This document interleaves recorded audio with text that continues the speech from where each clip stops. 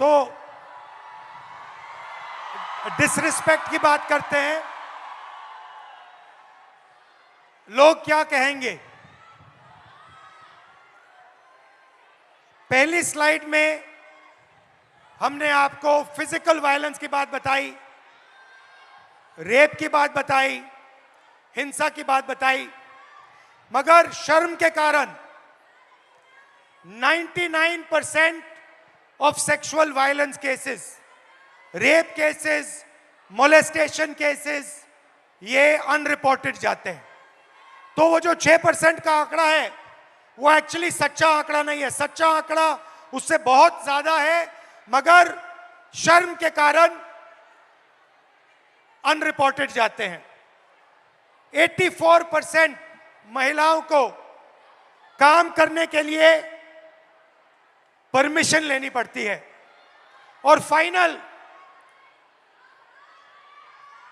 Salaried महिलाएं जो हैं, किसी भी जॉब में हिंदुस्तान में अगर आप सैलरीड महिला हैं तो आपको 25% सैलरी पुरुषों से कम मिलती है। तो ये बात हुई डिसरिस्पेक्ट की। आखिरी, are they coming? Hello. Before we move on, sir, there is someone very, very special who's joining us here today. Okay, okay. And sir, Bhojpuri गानों से political satire भी करती हैं। नेहा राठौड़ जी is Hello. here. So How Neha are you? Rathod Nice ji, to please see join us. come. Disrespect, आप disrespect की बात करेंगी? जी बिल्कुल, और बिल्कुल डिसरिस्पेक्ट और इज्जत पे हम लोग बात करने आए हैं। तो मैं आप लोगों को बता देना चाहती हूँ, मेरा नाम सर नेहा है, नेहा सिंह राठौर मेरा पूरा नाम है। मैं भोजपुरी में लोकगीत लिखती हूँ, गाती हूँ, और मैं सरकार से उन तमाम मुद्दों पर सवाल पूछ लेती हूँ जो सरकार को पसंद नहीं आते, और बदले में मुझे ढेर सारी गालियाँ और FIR झेलने पड़ते हैं। ये किस बात की इज्जत है भाई महिलाओं की? डेमोक्रेसी में हम अपने प्रधानमंत्री से सवाल नहीं पूछ सकते हैं, तो ये किस बात की इज्जत है? मुझे याद है सर, मैं शादी करके नई नई ससुराल आई थी, और मैंने उस दौरान एक गीत गाया था यूपी में काबा, और मेरे पीछे जीप भर भर के पुलिस भेजी जा रही थी। गांव देहात के लोग मेरे हस्बैंड के बारे में, मेरे ससुराल के बारे में बहुत कानाफूसी करते थे कि बताओ कैसी लड़की ब्याह लाया है, पता नहीं कौन सा क्राइम करके आई है, ये पुलिस आ रही है। तो ये किस तरह की इज्जत है?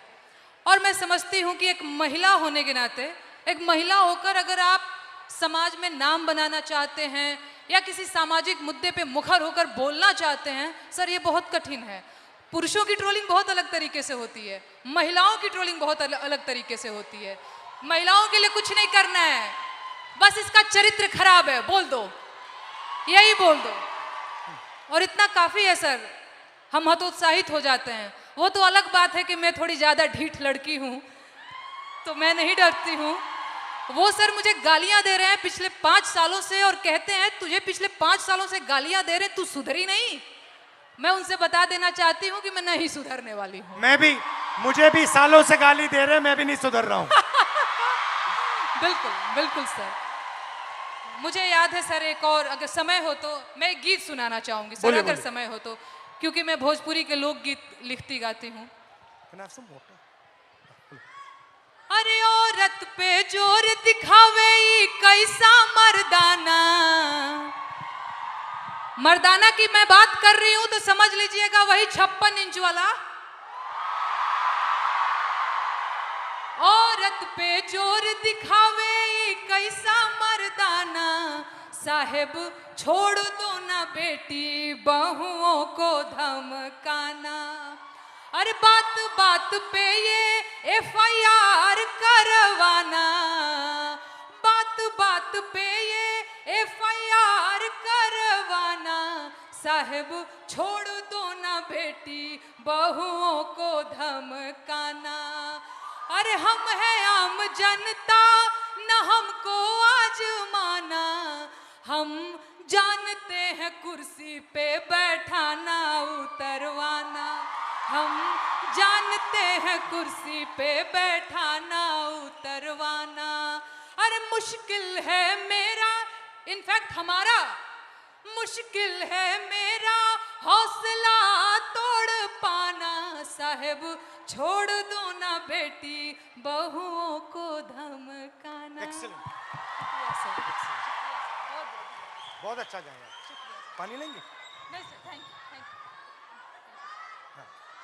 यू। यू वांट और कुछ बोलेंगे? और एक गीत सुना दूं सर, अगर आपके पास? हाँ हाँ। सर महिलाओं की बात हो रही है, लेकिन एक और चीज जो मुझे लगता है इस देश में इस समय अल्पसंख्यकों के खिलाफ एक नैरेटिव सेट करने की कोशिश की जा रही है, जो बहुत गलत है।